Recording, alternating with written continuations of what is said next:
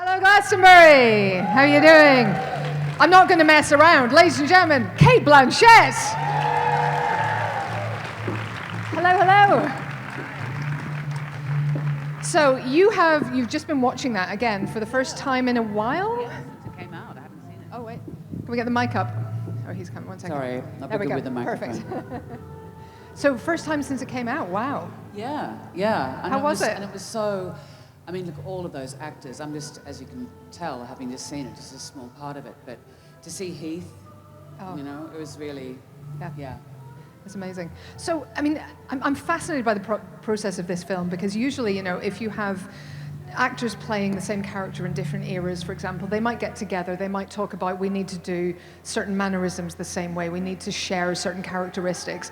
And I feel like in this film, it was almost the opposite of that. You almost want to be presenting completely separate, completely distinct characters that have a very thin through line of Dylan-iness in different eras. Yeah. Is that right? I mean, because it was all about identity avoidance, really, and the way Todd started, I think, with all of us, is he provided us all with a mood board and a playlist, and so there was a particular rhythm that you were going in, but none of us discussed it at all, really. Wow. Yeah. But you were were you on set at the same time? Oh, hello. No, there was a bit of overlap, right, but not really. Yeah. I mean, it was so fast and furious and low budget, and so, I mean, the film kept falling apart every second Wednesday. I think we all got paid 10 grand, and we all had to put the 10 grand back in to keep the film going. So it was literally get in and get out. Yeah. But yeah, it was incredibly memorable. Yeah. I think it was just, there's something about the way Todd works. I don't know if you've, I don't even know it's possible to see because the estate didn't give the rights to have, for him to use the music, but his student film was the Karen Carpenter story done with Barbie dolls. And there's something, you know, so still in the greatest possible way of him being a student filmmaker. And I think he thrives on that. He's able to harness that chaos. Yeah. Sorry, I think that was me. So you're the first Dylan whose face we see, which I'd forgotten until I rewatched this last week. Yeah. And you're kind of, I guess, for a lot of people, the most kind of recognizably Dylan-y Dylan. Does that how it feels to you? I don't know. Did you have to go back and watch a lot of, you know, archival footage and stuff from the time? It was fantastic actually because we got all the outtakes from the Pennybaker documentary, and I was making a film about Elizabeth I. Yes. And losing weight and watching. You know, all of these Bob Dylan clips, these interface with the press, which was so inspiring and so elliptical and strange and poetic. And then I literally stepped off the set of that on a Saturday morning and then flew to Montreal and started filming on the Monday. Oh my God. So I literally, you know, I sort of was semi-conscious, I think, making the thing. That's probably about right. But yeah, I think to your point, I think that silhouette is so recognizable that in a way you couldn't. The only way to do it was have a woman in there, because then you're actually saying, this is not what you think, this is not who it is, and it puts it one step away from risking imitation, I think. Yeah, gives you that slight remove so you can kind of comment. Yeah, no, it does, I think. So, by the way, I'm going to open out to questions from the floor, so please do, you know, get your thinking caps on, get your thoughts in order. Or don't. Or don't, yeah. But, I mean, I think I read somewhere that you persuaded Haynes to cut a kind of hallucinatory scene for your character. Did you have a lot of input like that into your role and sort of a lot of conversations about what you guys were doing together? You mean to cut it out or to to cut put it in? out? That's what he said in an interview I read. Oh, I don't and know he if must that's be right. It was a very kind of musical process, I think, for Todd, and there, in post-production there were constant calls from one of the producers who, not Christine, but who will remain nameless, the one who's now in prison, who wanted to chop a whole section out. Wow. And I, you know, like all of the actors said, this is Todd's film, and it's what he wants to stay in stays in. Yeah. Yeah, absolutely right. Okay, do we have any questions from the audience? Because we have a roving mic, so just wait for the mic to get to you, but we will come to you first, please. So if you can get right there. Yes, absolutely. Thank you. Good morning, Kate. I really admire the work that you've undertaken with refugees. Here. Hi. Hi. I really admire the work that you've undertaken with refugees. I represent thousands of refugees. So this is not a question about Bob Dylan? No. No, okay. Is that okay? Okay, that's fine. Is it? Yeah. And refugees and displaced persons who've suffered from sexual violence from Rohingya, Ukraine, Sudan. There's so and many. We're trying to get their story out, and we're often told it's too miserable, it's too depressing. But they've, quest for justice. It's inspirational, many of them women, and I think it could give hope. Do you have any recommendations how we can get these stories out that people would listen? Well, I mean, yes, I think it's an incredibly important point, and I think that we can, because there are so many people. I think when I started working with UNHCR, there were almost 60 million people around the world internally and externally displaced, and now there's 120 million, and that's just in 10 years, and so that's shocking.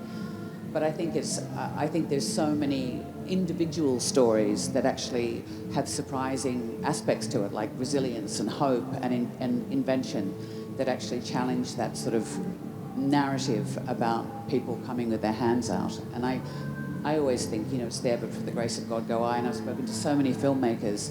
Agnieszka Holland has just made a film, The Green Border. I mean, there's so many films out there. But I think where the distribution platforms often are more fearful than the audience are in receiving it. So I think that there's we're trying to develop a program at the moment that actually helps to scaffold displaced filmmakers themselves to tell their own stories. But I think there's so many avenues to tell them in short form and long form, and you just got to keep pushing it, because I think audiences are far more curious than the people who distribute those stories. I think that's true of this film actually as well, that people are more daring maybe than Hollywood executives on average. No, but it is. And I mean, we say Hollywood executives, but I mean, there's, I don't even know what Hollywood is anymore, what the film industry is anymore. It's so, you can be depressed about it on one level, but you can also be excited. The churn can produce something new. And, there's many different ways to get those voices out. Yeah. Absolutely. Any more questions? Okay, here in the front row, please. By the way, we will have Sally Al-Husseini here this afternoon, who made The Swimmers. So if you have questions about refugees. Oh, great. Oh, yeah. fantastic. There you go. Sorry, yes, hi. Yes, hi, Kate. First of all, your performance here is incredible in this movie. But as a big Tar fan, I want to ask you, do you think Lydia would like to listen to Bob Dylan? Oh, yeah, she'd have Bob Dylan on repeat. I remember I made a film years ago with John Cusack, and he said he'd never want to play a character who wouldn't listen to Dylan. Oh, that's a great way of thinking about it. But I sort of understand what he means. Yeah, and it feels like his energy is right for that as well. Yeah. That's an amazing But I think attitude. she would have been, like I am, inspired by his, refusal to be entrapped by other people's expectations or other people's questions. I mean, questions can often be traps. Thank you. More question. Can you just pass it back? That's probably easiest. There we go. Thank you. Hi. I was just interested in what your perception of Bob Dylan was like growing up, just being like a member of the public, and how that kind of shifted as you actually took on the role and got really enmeshed in it. Yeah, I was deep in the period that Heath and Charlotte are examining in the film. That's what my entry point to him was. And then I think ultimately I love the yearning in his songs, the reaching, and I remember just when I thought I understood a vague sense of who Bob Dylan as a creative genius was, then he released Modern Times. And I went, it was like a completely different voice. But I think, what I was listening to a lot here, which I hadn't really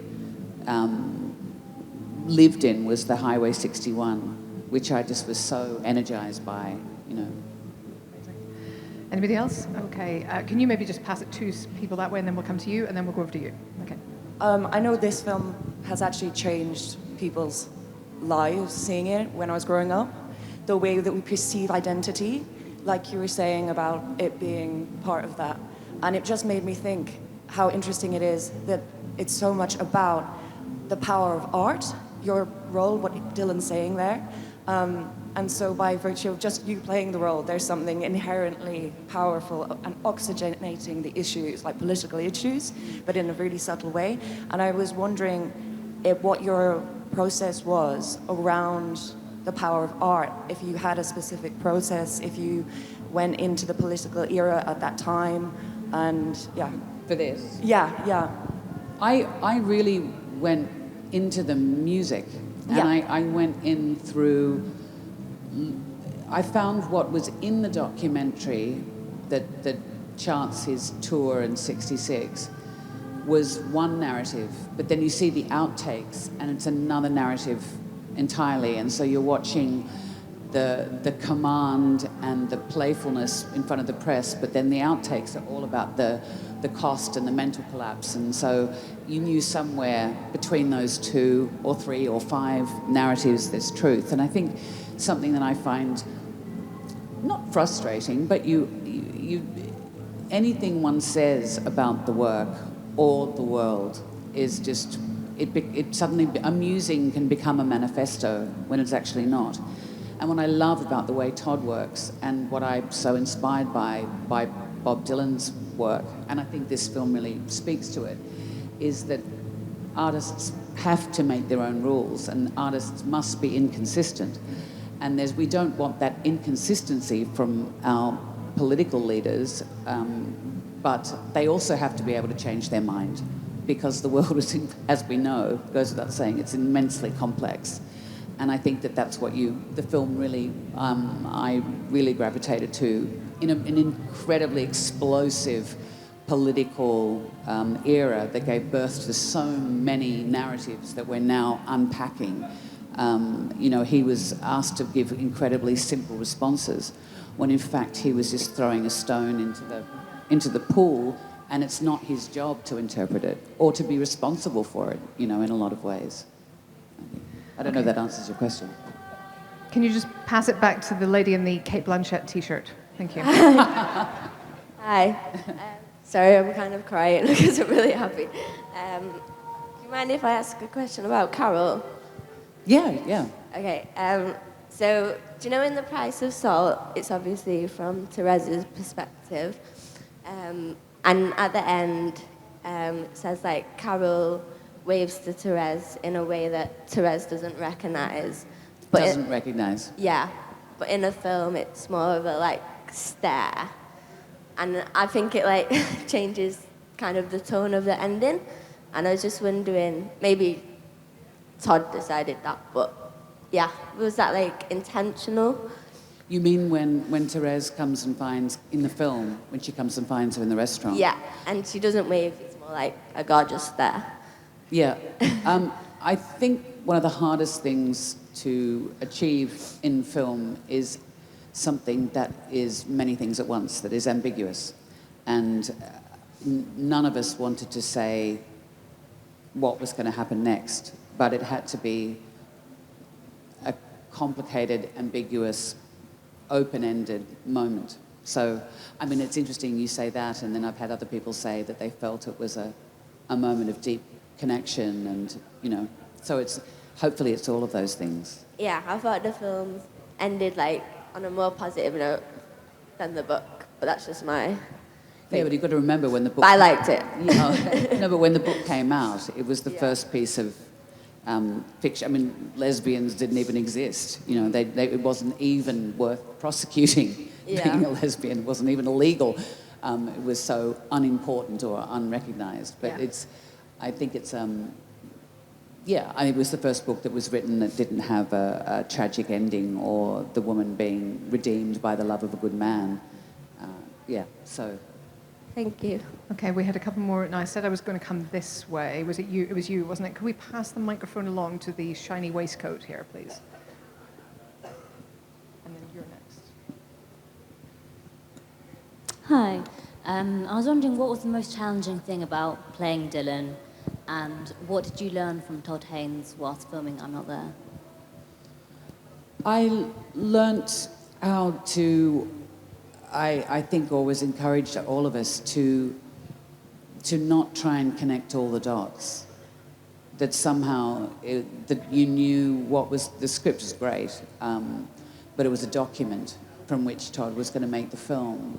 I mean, Oren's a great writer, but not to try and make too much sense of it all. You know, and what I loved about the section I was in is a real Fellini-esque quality. You know, he's one of my all-time favourite filmmakers. So, yeah, there was a real freedom to the way Todd was working.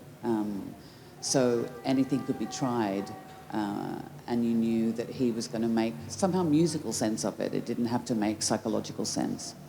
But what else was there? What was the most challenging thing about playing Dylan for you?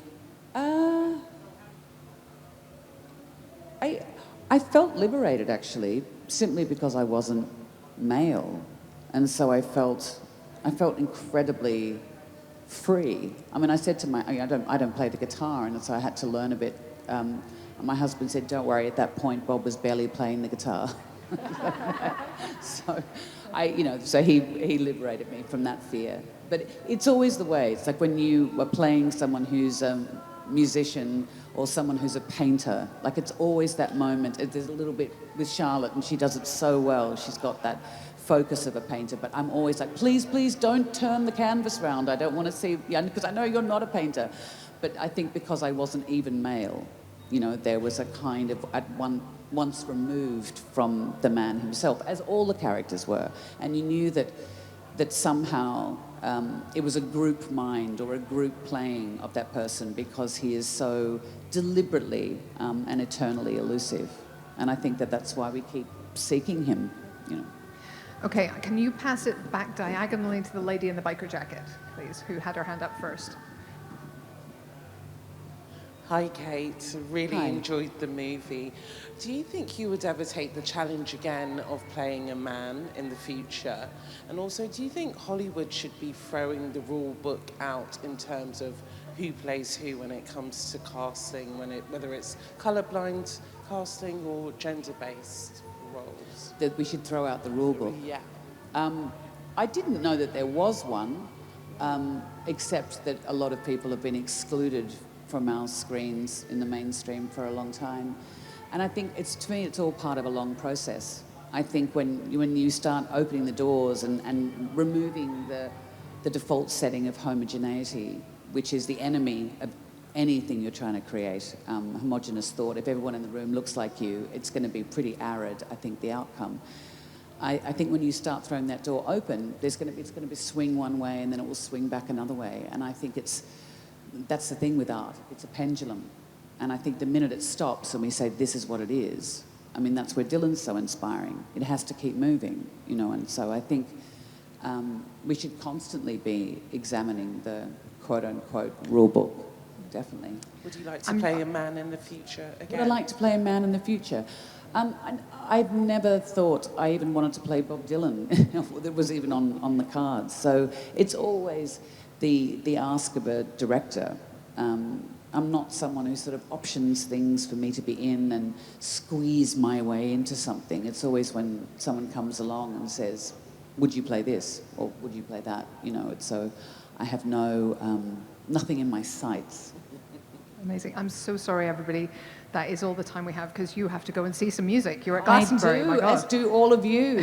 Thanks for coming. Thank you so much. Thank you for all your questions. And thank you to Cate Blanchett.